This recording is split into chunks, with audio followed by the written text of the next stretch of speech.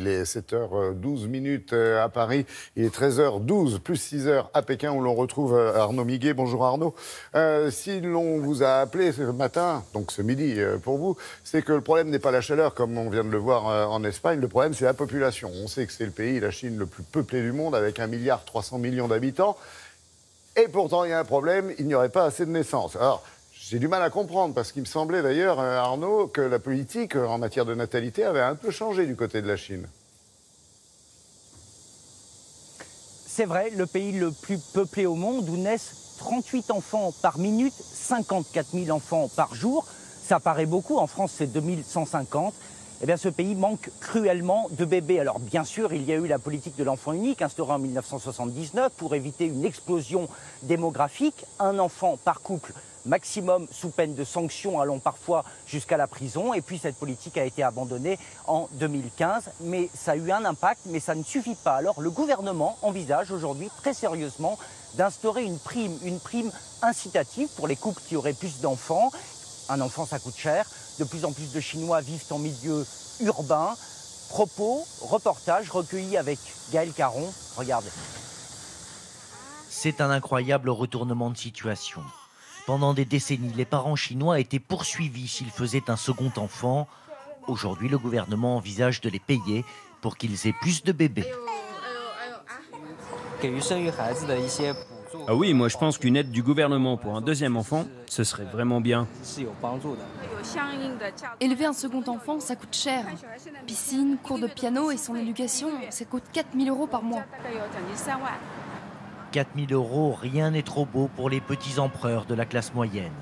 Dans des villes comme Shanghai, où le coût de la vie est presque aussi élevé qu'à Paris, dans un pays communiste où les allocations familiales n'existent pas, il y a de grandes chances qu'une incitation financière pour un autre enfant n'aide pas beaucoup de parents à franchir le pas, et il n'y a pas que cela.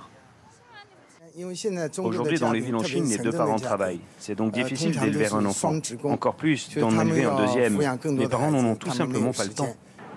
Retour en arrière, 1979. Deng Xiaoping veut favoriser la croissance économique. Il limite le nombre de naissances et lance la politique de l'enfant unique.